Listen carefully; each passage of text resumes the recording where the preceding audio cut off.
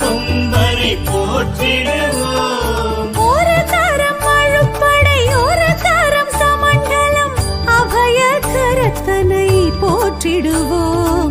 கணங்களின் அதிபதி கணபதி திருவடி கருத்தினில் வைத்தே கை தொழுவோம். கணங்களின் அதிபதி கணபதி திருவடி கருத்தினில் வைத்தே கை தொழுவோம். ஐந்து கரத்தனை ஆனை முகத்தனை நந்தி மகன் தனை போற்றிடுவோம்.